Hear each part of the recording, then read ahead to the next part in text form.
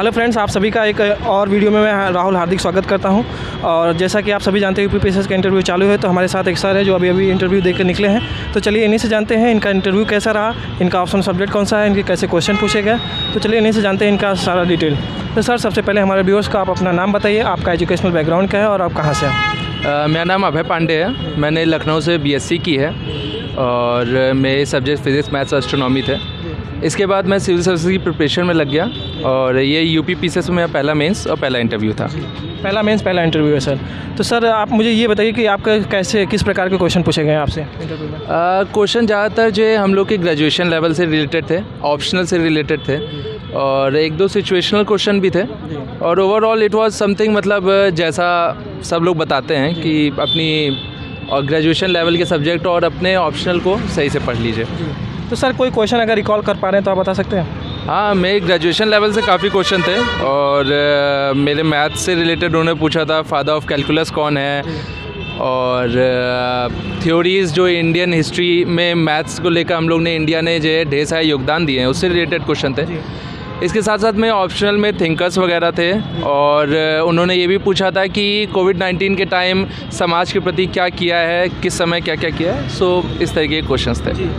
तो सर, आपसे कोई बजट से रिलेटेड कोई क्वेश्चन वगैरह पूछा गया? जी नहीं। G20 समिट से नहीं, करंट अफेयर बेस्ड एकदम नहीं था वो, फुल टू मेरे ऑप्शनल और मेरे ग्रेजुएशन सब्जेक्ट के ऊपर था। तो सर, आपका ऑप्शनल क्या है? सोशियोलॉजी। तो सोशियोलॉजी से सर कोई अगर क्वेश्चन अगर याद कर पा रहे हैं तो हमें बता सकते हैं। हाँ, डायलेक्टिक मटेरियलिज्म था कार्ल मार्क्स का, और ये थ्योरी कहाँ से ली गई थी, हीगल और फीबरबैच का रोल पूछा गया था।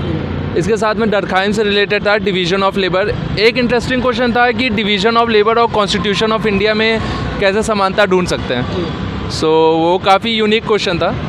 हाँ, सो इसी के इर्द गिर्द थे आपके ऑप्शनल और आपके ग्रेजुएशन से रिलेटेड इर्द गिर्द आपसे क्वेश्चन पूछे गए। तो सर, आपने कहीं से प्रिपरेशन वगैरह कोचिंग वगैरह की है या फिर सेल्फ स्टडीज़ किया है प्रिपरेशन? हाँ, मैंने कोचिंग ज्वाइन की थी, लखनऊ में दे की थी और 2018 के आसपास की थी, और उसके बाद फिर सेल्फ प्रिपरेशन ही था। तो सर, आपने मेंस के लिए कोई मॉक टेस्ट सीरीज वगैरह लगाया था या फिर कैसे तैयारी की थी मेंस की आपने?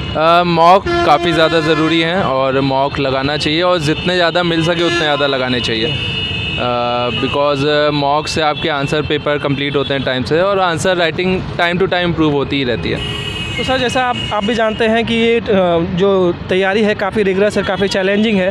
बहुत सारे जो एस्पिरेंट होते हैं उसमें काफ़ी हताश हो जाते हैं, डिमोटिवेट हो जाते हैं। हालांकि आपका पहला ही अटेम्प्ट और पहला इंटरव्यू है, तो आपको इसमें ज़्यादा वो चीज़ें नहीं मालूम है, लेकिन फिर भी मैं ये जानना चाहूँगा कि कभी अगर आप डिमोटिवेट होते हैं तो आप क्या करते हैं उसके लिए, मोटिवेशन के लिए?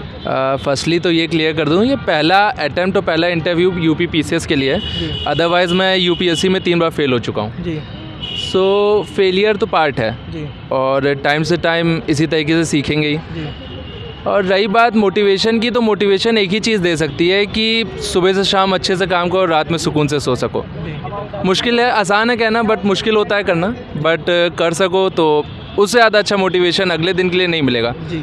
सर, जैसा कि आप भी जानते हैं कि प्री है मई में, तो आप जो एस्पिरेंट देने वाले अभी प्री इस बार का, तो उनके लिए क्या सजेशन देंगे कि उनका पीटी क्लियर हो? मेरे हिसाब से यूपीएससी हो चाहे पीसीएस हो, एक ही चीज़ हर स्टेज पे काम आती है, वो है प्रैक्टिस।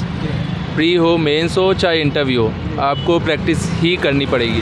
प्रीवियस ईयर देखिए, प्रैक्टिस कीजिए, यही सबसे ज़्यादा ज़रूरी चीज़ है। और सर, जैसा कि अगर कोई एक नया एस्पिरेंट अपनी तैयारी करना चाहे, ग्रास रूट लेवल से नया एस्पिरेंट जो आना चाहे, तो उसको ऐसे कौन कौन सी बेसिक चीज़ें पढ़नी चाहिए कि जब भी वो कोचिंग ज्वाइन करे, ऑनलाइन या ऑफलाइन जो भी है, तो उसको चीज़ें ज़्यादा बेहतरीन तरीके से समझ में आए? बात ये है कि सब लोग बोलते हैं एनसीईआरटी चालू करो, बट ये होता है ना कि ज़्यादातर हम लोग साइंस बैकग्राउंड के लोग हैं, तो जब हम लोग पॉलिटी या लक्ष्मीकांत खोलते हैं तो दिक्कत तो होती है। तो हाँ, कोचिंग का रोल तो है, खुद के लेवल से आप इफ़ एनसीईआरटी कर सकते हो तो करिए, अदरवाइज़ कोचिंग शुरू कीजिए तो वहीं से पता चल जाएगा जी।